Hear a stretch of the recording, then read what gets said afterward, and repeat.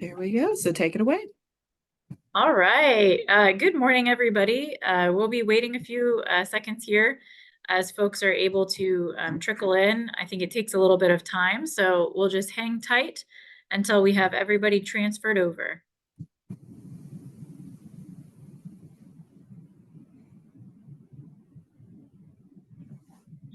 Okay.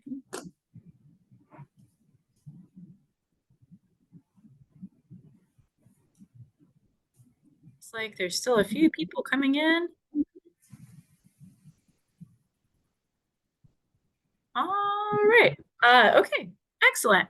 I think that we've still got a few folks trickling in, but I'm going to go ahead and start our introduction so that we have enough time to get through everything today and still have a little bit of time left over for questions. I would like to introduce Mara Levy to everyone. She's an attorney advisor with the National Oceanic and Atmospheric Administration Office of General Counsel. She's responsible for providing legal advice to the National Marine Fisheries Service on the requirements of the Magnuson-Stevens Fishery Conservation and Management Act, the Endangered Species Act, the National Environmental Policy Act, and other substantive and procedural statutes applicable to federal agencies. Prior to joining NOAA, Mara clerked for Justice Barbara Pariente at the Florida Supreme Court and worked at the Florida Department of Environmental Protection as well as in private practice. She received her law degree from the Florida State University and a Bachelor of Science degree in Environmental Biology from McGill University in Montreal, Canada.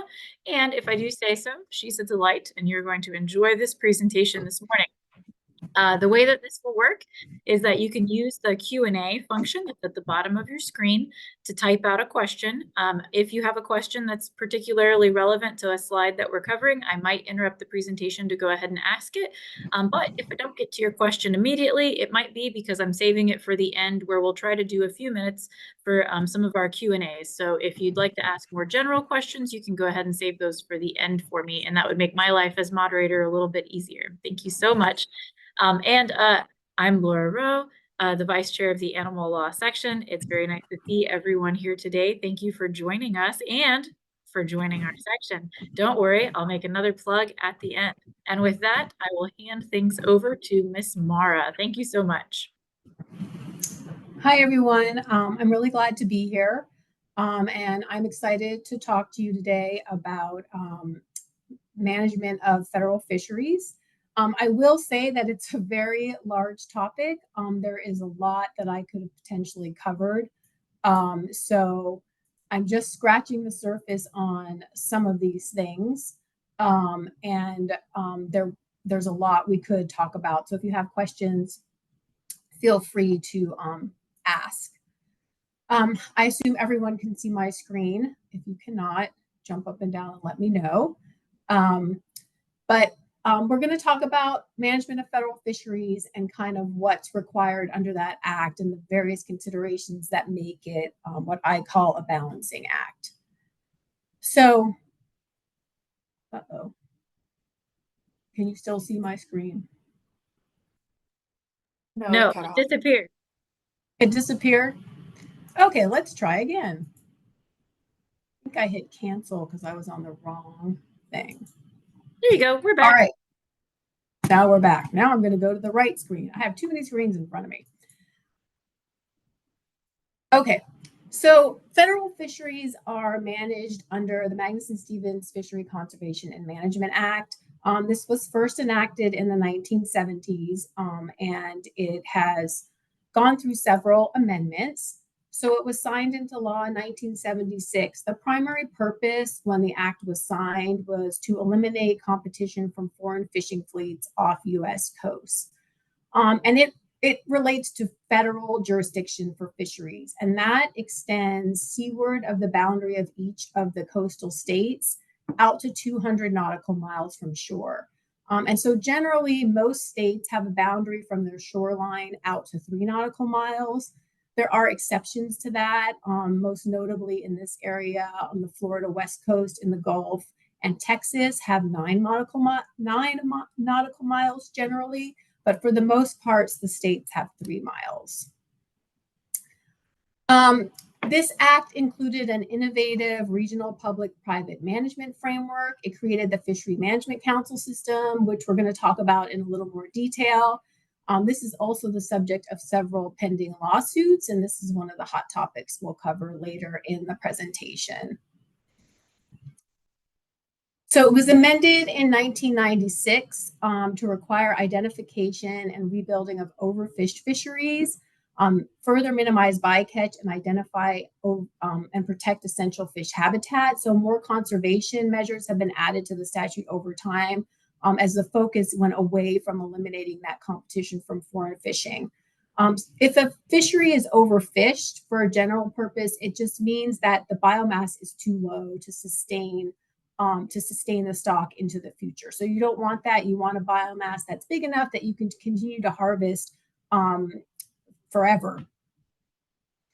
And it was amended again in 2007 to require annual catch limits to prevent overfishing and measures to ensure accountability that you're actually doing that, to require that a science committee provide fishing level recommendations that cannot be exceeded when setting those catch limits.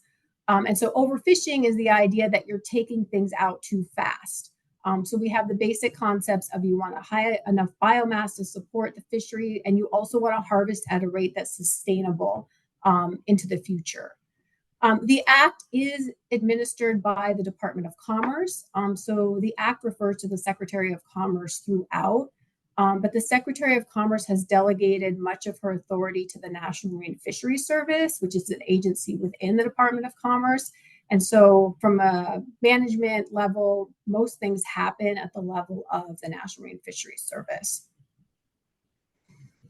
So we're talking about management of fish under this act. So the first question is, what is a fish? And it seems intuitive maybe, but we'll take a look at some examples. So a fish is a finfish. So that's the type of fish we might normally think of when we talk about what a fish is. A fish could be a shrimp. It could be a lobster. It could be coral. Coral are living animals. Maybe surprisingly, under the Magnuson Act, a fish could be sargassum or seaweed, or it could even be a turtle. And the reason that is that the Act has a definition of fish that is on the slide, which is very broad. So it's pretty much everything, every form of marine mammal and plant life other than marine mammals and birds. So if it's something other than a marine mammal or a bird, it is a fish under the Magnuson Act.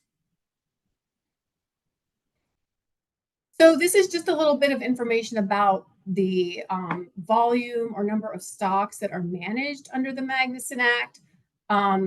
The National Marine Fisheries Service is required to submit a report to Congress every year about the status of stocks. So the 2003 status is not yet available. So this is the status of stocks from 2002. And it just shows you how many stocks are under federal management, 460 at that time. Most are not subject to overfishing and are not overfished, but there are some that are subject to overfishing and overfished. And the goal is to take those numbers and put them in the other column. So we want to reduce the number of stocks that are actually having overfishing or have biomass that's not high enough. So this is just a little bit of the economics related to fishing in the US. Because it is a very important industry. It's important to a lot of different places and a lot of different people. And this is from a 2020 report. And it shows you the totals in terms of across the regions and the areas of the United States. So you can see, for example, that Alaska has a very high percentage of commercial landings. And you can see that the Gulf of Mexico and the Atlantic have lower amounts of that. And then it shows you the highest value species. So the highest volume comes from Alaska and the highest value comes from Massachusetts. And then the other little part there just shows you the disposition of domestic landings, that most of it goes to fresh or frozen seafood, but some of it is made into oil or meal. And then there's animal food and other things. So this is recreational fishing, and you can see the contrast with commercial fishing, how much recreational fishing actually happens on the East Coast.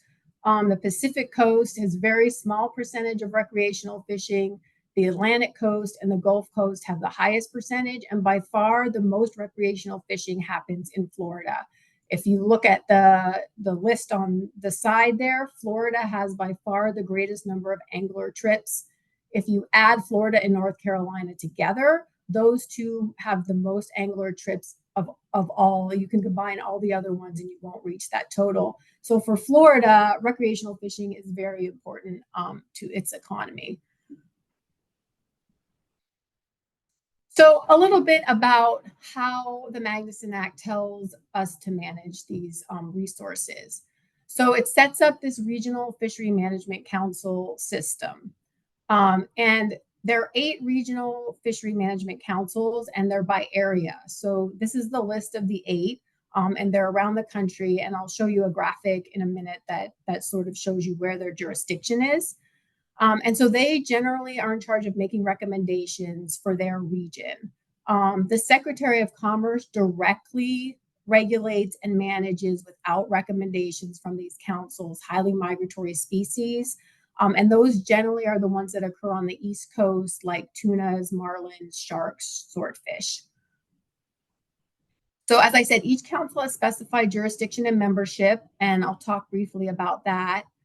And then each council is responsible for developing and submitting fishery management plans, amendments to those plans, and proposed regulations to the Secretary of Commerce for review. So looking at a map, you can see where each council's jurisdiction is. So as I said, there are 8 councils and they're regional. They have headquarters in different parts of the country. For this area, Florida is both on the Gulf Council and the South Atlantic Council because they have 2 sides there. The Gulf Council's headquarters is in the Tampa Bay area, and you can see where the headquarters are of all the other areas. And there are National Marine Fisheries Service offices that are involved with each of these councils. So there is a National Marine Fisheries Service office that is in St. Petersburg, and that agency interacts with the South Atlantic Council, the Gulf Council, and the Caribbean Council. And this slide just shows you the water that we're talking about here, where we're talking about managing fisheries. So recall that the jurisdiction we're talking about is from where the state jurisdiction ends out to 200 nautical miles. And so this is showing you just the area that we're talking about off of all those different things. You might not go out to 200 miles if you hit the boundary of another country, which is why some of these areas are kind of cut off in these lines. But for the most part, you're going out to 200 nautical miles. So a little bit about the councils. Councils have voting members, and there are 3 kinds of voting members. There's the principal state official with marine fishery management responsibility who's designated by the governor of the state. So for example, for Florida, that person is the director of the Division of Marine Fisheries Management for the Florida Fish and Wildlife Commission. And so you'll have one of those for each state. You'll also have the regional director of the National Marine Fisheries Office for the geographic area concerned. So as I mentioned, there's an office in St. Petersburg. The director of that office sits on each of the 3 councils, Gulf, South Atlantic, and Caribbean, as a voting member. And then you have individuals required to be appointed by the secretary, and I'll talk a little bit about those people in a minute. So using the Gulf Council as an example, the Gulf Council consists of the 5 Gulf states, Texas, Louisiana, Mississippi, Alabama, and Florida, and generally has authority over those fisheries in the Gulf of Mexico, seaward of those state boundaries. The Gulf Council has 17 voting members. It has 5 who are the principal state officials from each of the Gulf state as designated by the governor. The regional administrator, as I mentioned, sits on the council. And then you have 11 that are appointed by the Secretary of Commerce from a list that the governor submits. And the act says that these individuals have to have some experience or expertise or training or knowledge regarding the conservation and management or the commercial or recreational harvest of the fishery resources in the geographical area concerned. So they can be scientists, they can be people who participate in commercial fisheries, recreational fisheries, but they have to have some kind of knowledge about these fisheries. The councils operate in an open format, so all of their meetings are open to the public. They're required to take public comment at these meetings. All decisions are made in public. So it's a very open and transparent process that happens when they're making their recommendations about fishery management. So the councils, as I mentioned, develop and implement, well, they don't develop and implement. They develop recommended fishery management plans, and then the agency's implementing those. So the council will develop a plan or amendment to that plan as necessary for each fishery that requires conservation and management. And so the Magnuson Act has many definitions. One of those, it defines conservation and management. So it's the idea that you're recommending or you're having rules and regulations that are required to rebuild, restore, or maintain, or are useful in rebuilding, restoring, or maintaining a fishery resource and the marine environment. And they're supposed to be designed to have a food supply as well as have recreational opportunities, which I'll talk about a little more in a minute. And so the councils are required to make recommendations related to that. They also develop proposed regulations that are necessary and appropriate to implement the plan or plan amendment, because you generally need regulations to make things enforceable, right? So you have a plan, but in order to implement that plan, we need to know how we're going to propose the regulations in the Federal Code of Federal Regulations to tell people what they need to comply with or what the rules are. And then the council sends these FMPs or amendments and proposed regulations to the Secretary of Commerce for review. And then the secretary's job or the department's job is to review for consistency with the Magnuson Act and all other applicable law, which we'll talk about in a minute. So a little more detail on review by the Secretary of Commerce. So after the council submits an FMP or an FMP amendment, the secretary has to publish a notice in the Federal Register letting people know that it's available for review. The act requires a 60-day comment period where people can submit their comments on the proposal. And during that time, the secretary is reviewing the FMP or amendment for consistency with the Magnuson Act 10 national standards, and I'll touch on those in a minute. All the other provisions of the Magnuson Act and any other applicable laws. So when we're talking other applicable laws, we're talking about things like the Endangered Species Act, the Marine Mammal Protection Act, the National Environmental Policy Act, the Administrative Procedure Act, maybe the Coastal Zone Management Act. So there are a lot of other federal laws that interplay here that we have to have consistency with. So within 30 days of the end of this 60-day comment period, the secretary is supposed to tell the council whether she approves, disapproves, or partially approves of the plan. And the act says that if the secretary doesn't notify the council within that time, then the plan or amendment takes effect as if approved. But you still need regulations to implement the plan. So the secretary is also reviewing the proposed regulations that the council sent over for consistency with the plan or amendment, again, the provisions of the Magnuson Act and any other applicable law. And if the secretary determines that the proposed regulations are consistent, then the secretary proceeds with notice and comment rulemaking under the Administrative Procedure Act. So you're publishing a proposed rule, you're taking comment on that rule, and then you're publishing a final rule that responds to those comments. So there are 10 national standards that guide management under the Magnuson Act. The overarching requirement is to prevent overfishing while achieving optimum yield from each fishery, and that's National Standard 1. So when you have a renewable resource like a fishery, there's a maximum sustainable yield, right? There's a maximum number of fish you can take that still keep the population viable into the future. And the Act tells us that we're supposed to be taking an optimum yield, and that the optimum yield is reduced from that maximum sustainable yield in order to give fish that provide the greatest overall benefit to the nation. And included in that is food production, recreational opportunities, and taking into account protection of marine ecosystem. So you're supposed to be doing all three of those things when you're deciding what the optimum yield is here and what will prevent overfishing.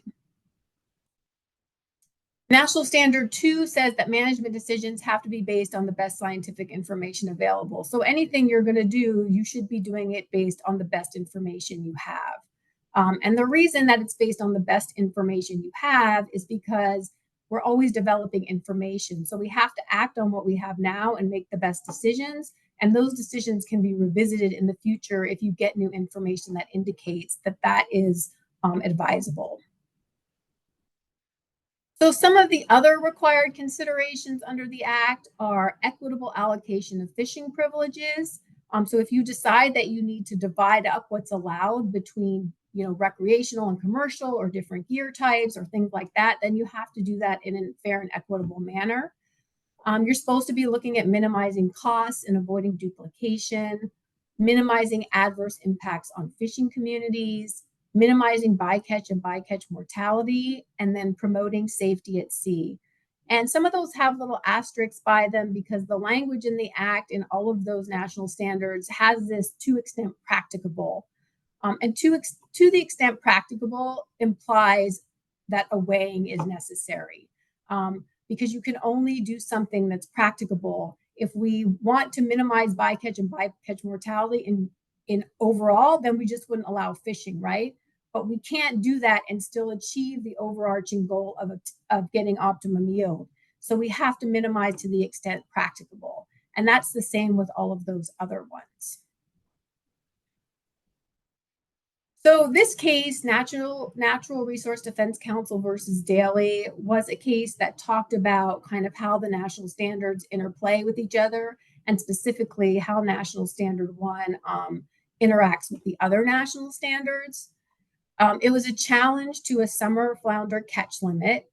And the catch limit that the agency put in place had an 18% chance of achieving the target mortality necessary to prevent overfishing. So it was achieving an amount that you could take out of the fishery, and the documentation showed that there was an 18% chance of preventing overfishing. So the district court in that case deferred to the agency's decision regarding the appropriate catch limit. The court said that National Standard 1 and National Standard 8, so the preventing overfishing and the minimizing impacts to fishing communities, evince competing interests between advancing conservation and minimizing adverse economic effects, and that Congress offered no insight how to balance these concerns. The court also said that the Magnuson Act expressed no clear intent as to the particular level of certainty a total allowable catch must guarantee to be consistent with National Standard 1. The agency's position at that time was that this catch limit did those things and did an adequate balancing between those two competing interests. Of note here, the court was reviewing the agency's decision under Chevron deference, which is a standard that the federal courts will apply when they're looking at how an agency interprets a statute that it administers. And it basically says that if Congress is unclear, if it's ambiguous or is not expressly in the statute, then the court will defer to the agency's interpretation as long as it's reasonable.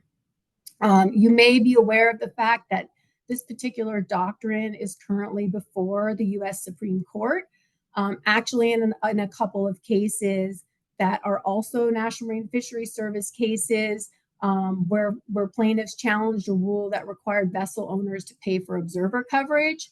So the U.S. Supreme Court is currently looking at this Chevron deference doctrine and may limit it or do away with it altogether. But so you're aware that this case was decided based on that, at least at the district court level. So the appellate court decision. So the appellate court rejected the suggestion that there's a conflict between National Standard 1 and National Standard 8 and concluded that priority must be given to conservation measures. So it's only when there are two different plans that achieve a similar conservation measure that the service takes into consideration adverse economic impacts, right? So National Standard 1 requires you prevent overfishing. And if two plans do that to the same level, then you take the one that has the least adverse economic consequences. The court also addresses whether the agency complied with the MSA in setting a catch level that had an 18% chance of preventing overfishing. And the famous quote from this case is that only in Superman Comics' bizarro world where reality is turned upside down could the service reasonably conclude that a measure that's at least 4 times as likely to fail as to succeed offers a fairly high level of confidence. And the takeaway from this case was the idea that you have to have at least a 50% chance of success for you to actually comply with the mandate to achieve a particular result. And so we call this case the Superman Bizarro World case because of that quote. All right, a couple more things just very briefly on the Magnuson Act. It does have a provision for state jurisdiction. It expressly provides that except under limited circumstances, nothing in the act is to be construed as extending or diminishing the jurisdiction or authority of any state within its boundaries. So for the most part, states regulate fishing independently inside state waters, so that 0 to 3 mile or 0 to 9 mile boundary. That doesn't mean that we don't take into account the fishing mortality of the fish that the state regulates when we're looking at regulating the same species of fish, but the federal government doesn't control how the states regulate the harvest of those fish. There are specific circumstances where a state can regulate a fishing vessel outside its boundaries. So if you are fishing from a vessel that's registered in a particular state and there's no federal plan that governs that fishing, then the state can regulate your activity on their state registered vessels. Also, if they have regulations that are consistent with federal regulations, then they can regulate the activity on those vessels outside of their state waters. And there's also limited preemption authority that allows the Secretary of Commerce to regulate a state fishery under specific circumstances. It requires notice, it requires a procedure, and as you may imagine, it's not a very political, it would probably be very politically charged to try to preempt a state in terms of how they regulate fishing. So that is not an authority that has ever been used, but it is available. And the last piece is just about judicial review, because the Magnuson Act does have specific judicial review provisions. It provides for judicial review of regulations that are promulgated by the Secretary and actions that the Secretary takes under regulations that implement an FMP. The petition for review has to be filed within 30 days of publication of the final rule or the action taken. And this is of importance if you're practicing in this area, because 30 days is an extremely short window in which to file a challenge or complaint. The general statute of limitations in the federal government, if there's nothing, contrary to it, is 6 years. So when you're talking about 30 days, you have to have a very quick complaint filed. And this is jurisdictional. So if you don't file your complaint within those 30 days, and the court doesn't have jurisdiction to hear your case. Another important aspect of the judicial review provision is there's no relief pending review available. So you can't get a preliminary injunction, but the Act specifically says that you can request expedited reviews, and courts are supposed to grant that and review as quickly as possible any challenge to a fishery regulation. And then the answer and administrative record that's filed by the federal government has to be within 45 days of the service on the Secretary. And again, that's very quick when compared to the standard.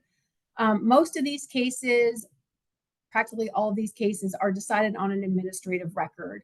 So all of the things that support the agency's decision are filed with the court. The parties file motions for summary judgment. There's not usually disputes of fact. And then that's how it's decided. So the agency keeps a record of everything that supports the decision. All right, I think we've had enough about the Magnuson Act. We can talk about a few hot topics. There are a lot of hot topics to choose from, but I chose two that I think are particular of interest to people probably, and that are interesting to me. Interactions with protected species, and we'll talk a little bit about North Atlantic right whales and trap fisheries, and sea turtles and shrimp fisheries, and also the constitutionality of the Fishery Management Council process, which has come up more recently in a couple of places, and it's pretty interesting.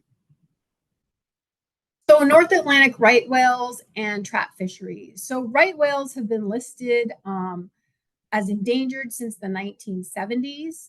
They're protected both under the Endangered Species Act and the Marine Mammal Protection Act. These whales basically migrate up and down the eastern seaboard into Canada and down around by Florida.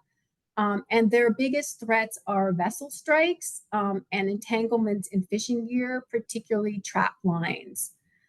So the National Marine Fisheries Service, I cannot get into all the process that happens under the Marine Mammal Protection Act, but the agency has implemented things to try to reduce vessel strikes through various speed rules. So you might limit, or the agency has in particular cases limited how fast certain vessels can go at certain times of year. So you're trying to prevent those vessel strikes from happening.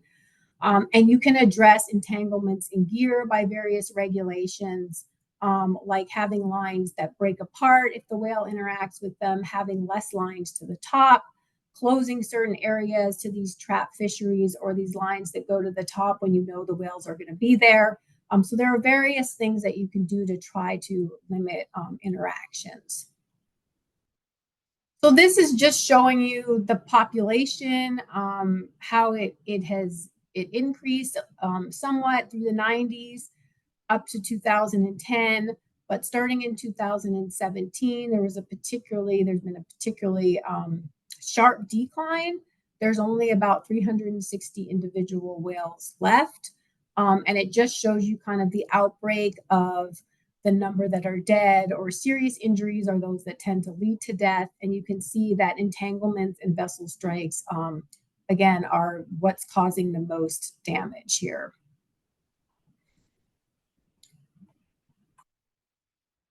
So there's been a lot of litigation related to the impacts of the American lobster and Jonah crab fisheries. And those are trap fisheries that have those lines that go to the top.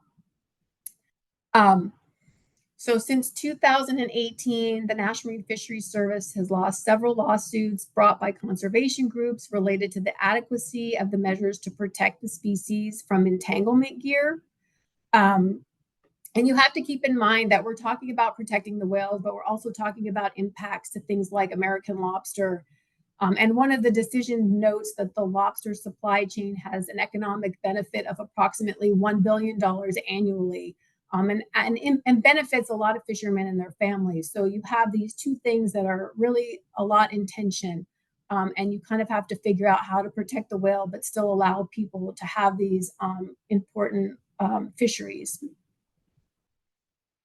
So the most recent loss resulted from a challenge to the biological opinion prepared under Section 7 of the Endangered Species Act and conservation measures promulgated by the agency under the Marine Mammal Protection Act. So I don't know how much folks on the line know about Section 7 of the Endangered Species Act, but just really quickly, it requires that agencies ensure that their actions, federal agencies, do not jeopardize the existence of an endangered species or listed species.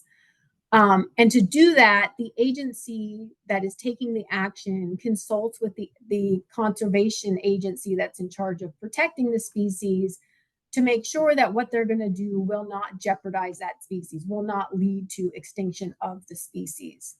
And in this particular case with fisheries, the National Marine Fisheries Service is both the action agency by authorizing the fishery, and they're the consulting agency because they're in charge of Endangered Species Act implementation for the whales. So they're consulting with each other.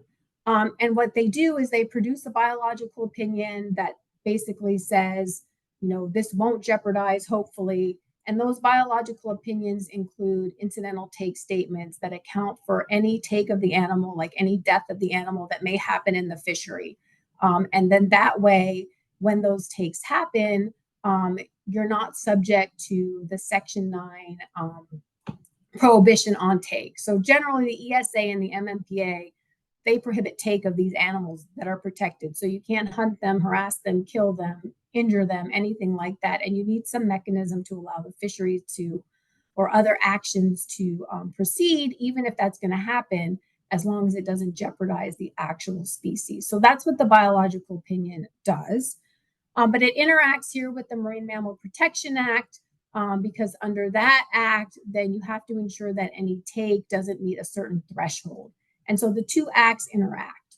And in this particular case, the court found that the agency did not properly do its incidental take statement in the biological opinion. See, there's just too much information to get through in this thing. But so they lost on that, and they lost on the conservation measures that they promulgated under the Marine Mammal Protection Act, because the court found that they weren't going to actually protect the whales like they were supposed to in the amount of time that it was supposed to. So it was going to take too long to actually protect the whales the way it was supposed to be protected. After that last case, that was appealed.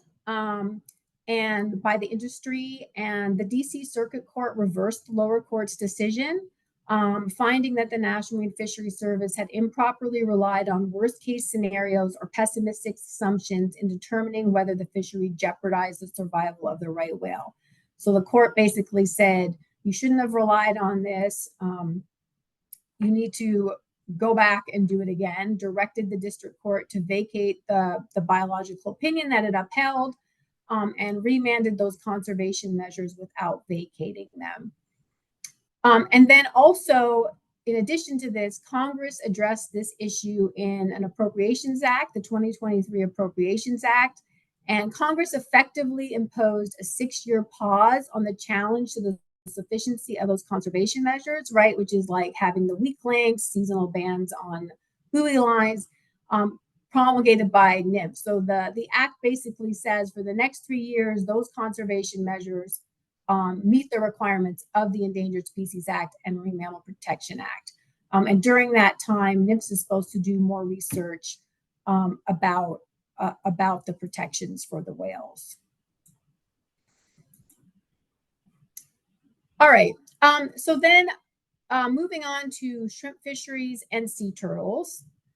So shrimp fisheries are prosecuted for the most part using trawls. And so there are two types of main trawls, at least in the Southeast, which is where most of the fishery, maybe all the shrimp fishing happens. So you have skimmer trawls, which are shown in that one figure, and they're more at the surface, shallower water. And then you have otter trawls that are generally in midwater or deep water, and trawl under the water like that. And you can see that they're nets that just everything gets swept up into it. And so once you catch something, the idea is it can't really get out. And there are lots of turtles in the Southeast. So these trawls interact with sea turtles. So these figures come from a 2001 biological opinion. So the agency had to do the same thing, like with the whales, consult on what's going to happen with these trawls and sea turtles and determine whether it's going to jeopardize the populations. And so these are estimated sea turtle captures and mortalities. It's a 5-year period, so this isn't annually. And those are the number of captures and then the number of mortalities that would be expected from the shrimp trawl fisheries throughout the Southeast, Gulf and South Atlantic. And you can see that the captures are very, very high. The mortalities are still high, but they're much lower than the captures. And the reason that they're much lower than the captures is because of turtle excluder devices. So one is a schematic of a turtle excluder device, and it's basically some bars that are put in a net, and there's an opening at the top. And the turtle is supposed to come up against those bars and then find its way out of the net. So it doesn't go back with the catch, it escapes.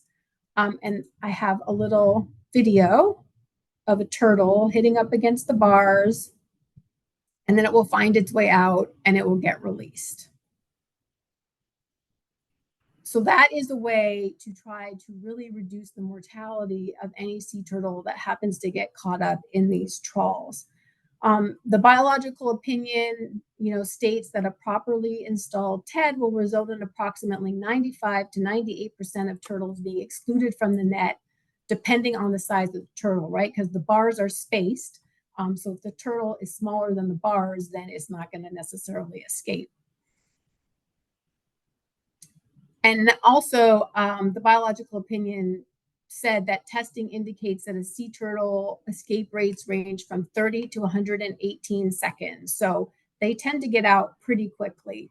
So that's helpful.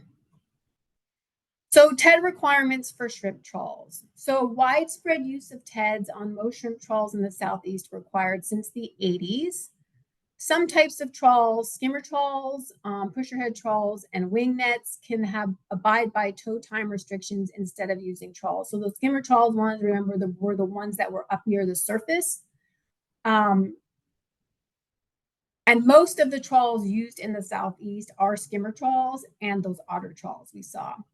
In 2012, NIMS proposed requiring all trawls use those turtle excluder devices, but eventually determined not to finalize the requirement when new information indicated that a lot of the turtles that interacted with these nets that were generally used in shallow water were small enough to pass through the back of those nets. At that time, the TED spacing for the bars was 4 inches, and it seemed to be too big for a lot of these small turtles. But following the withdrawal of this rule, there was more testing and modifications made, and some 3-inch turtle excluder device bars were developed, and those seem to really help some of the smaller turtles escape. So in 2019, NIMS did revise the regulations to require additional trawls use TEDs. The proposed rule required all trawls to use these TEDs, but NIMS finalized the rule and required only those trawls 40 feet or greater to use these turtle excluder devices.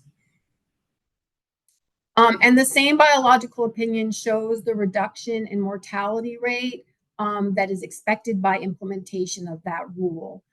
So you can see that the mortalities decreased when we actually require TEDs in these larger skimmer trawl vessels. Back up. Okay. Oh. Okay. So there's been litigation challenging that rule over the years. So there were lawsuits from environmental groups and those representing shrimp fishers.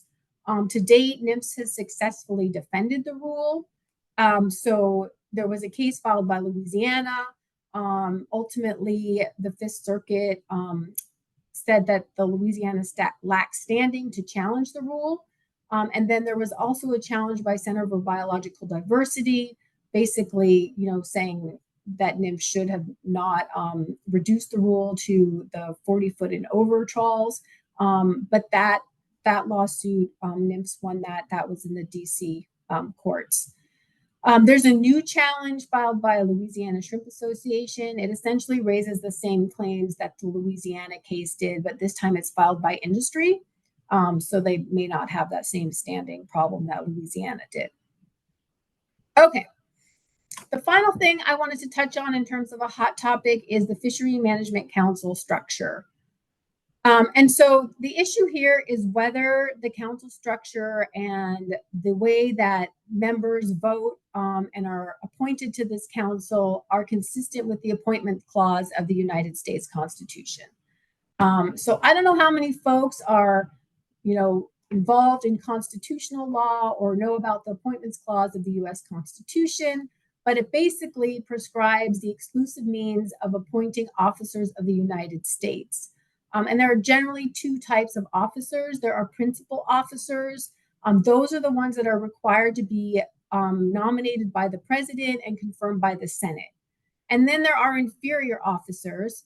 And that's the last part of this clause where it says, but Congress may by law vest appointments of such inferior officers as they think proper, and the president alone in the courts of the law or the heads of department. So heads of department, like as a Secretary of Commerce, can actually appoint inferior officers. And so inferior officer is someone whose work is directed and supervised at some level by a principal officer.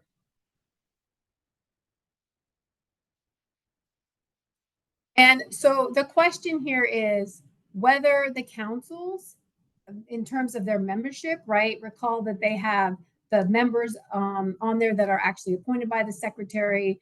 They have the regional administrator for the National Marine Fisheries Service, and they have those state agency representatives, whether those people are officers of the United States, and if they are officers of the United States, whether they were properly appointed. So there's been a number of cases related to this issue. Way back in the 90s, there was a case that raised this issue, and the court just touched on it very briefly and questions the constitutional infirmity, but dismisses the challenge on lack of standing. So basically said that the plaintiffs didn't have standing to actually bring that claim.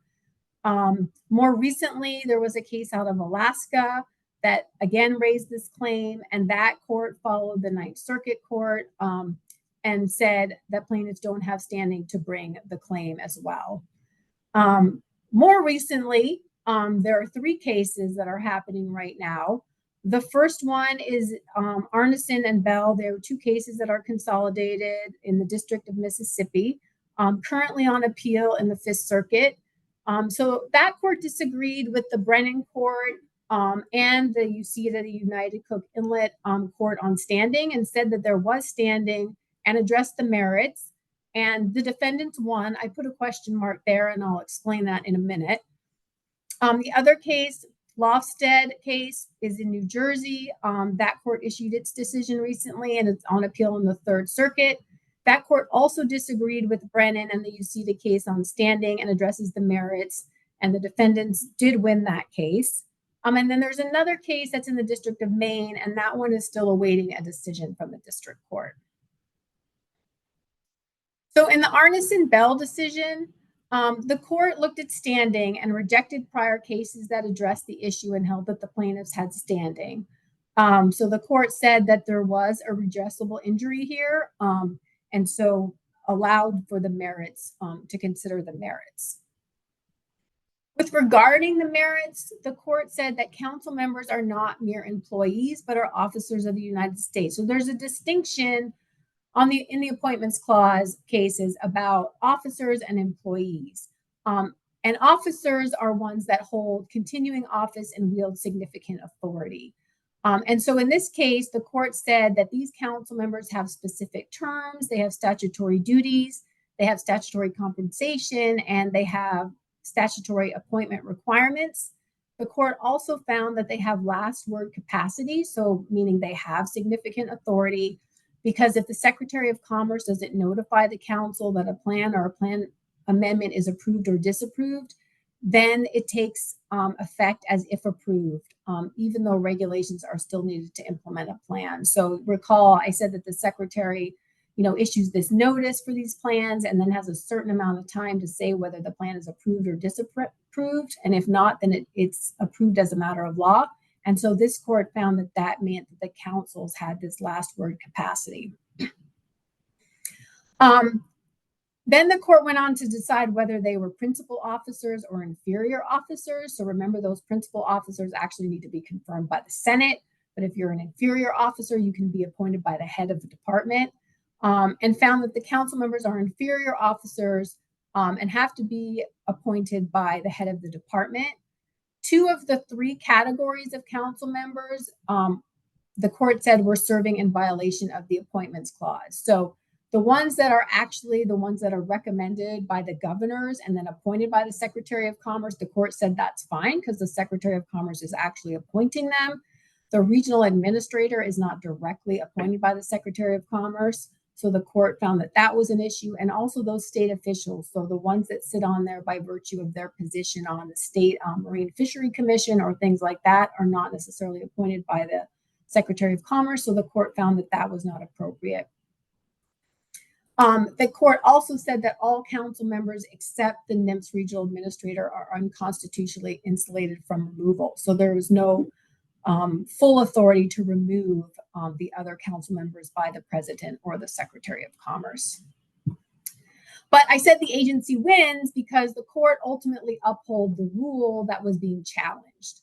The court said that even though there was this unconstitutional or this constitutional problem with the council composition, it was not the proximate cause of the plaintiff's injuries.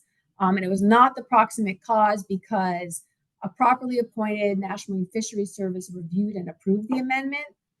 And then there was a quorum of those properly appointed members who voted to submit the amendment. So those 11 people that were actually appointed by the Secretary of Commerce, a majority of them voted to actually submit it and recommend it to the Secretary.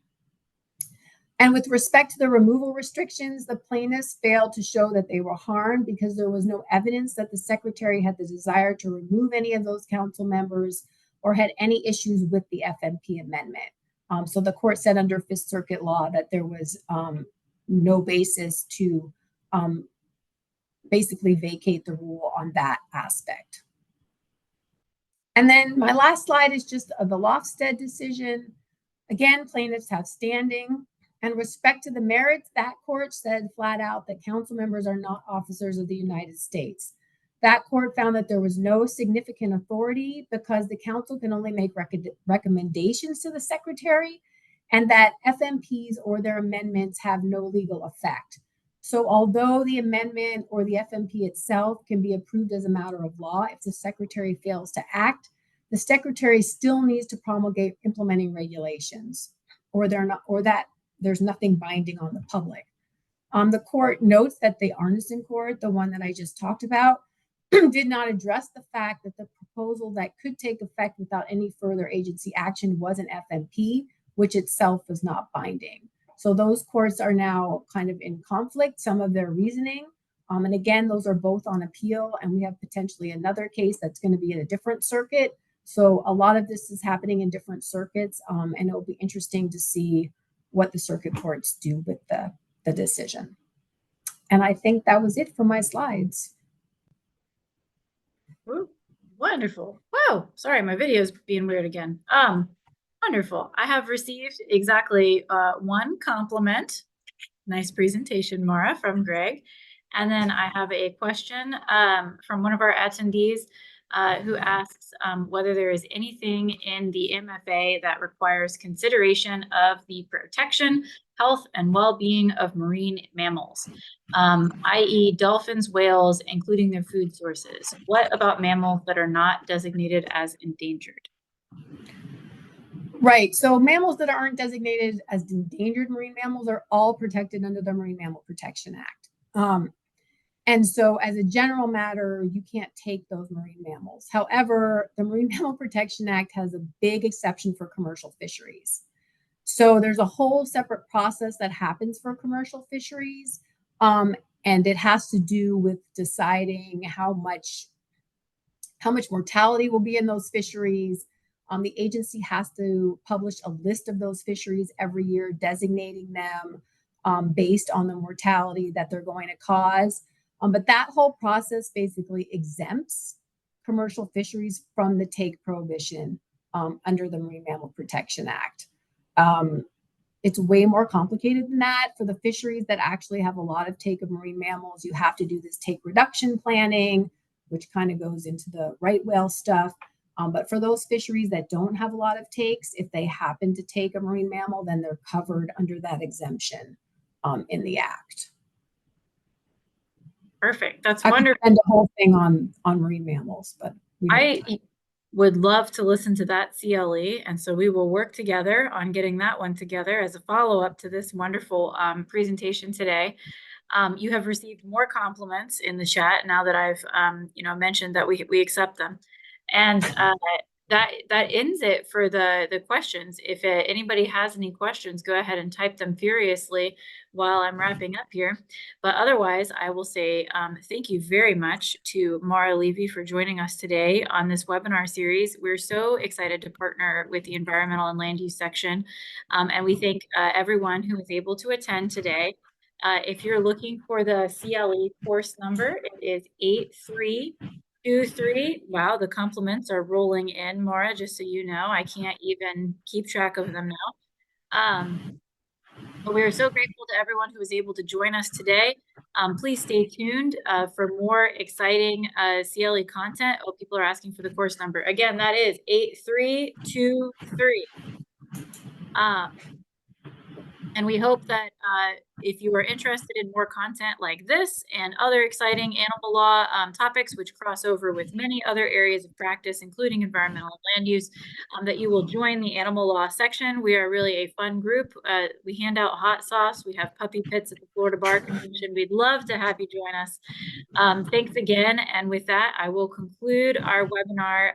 Thanks again to Mara and everyone who was able to join us. Oh my goodness, there's so much positive feedback. Thank you all for the well wishes. Thank you.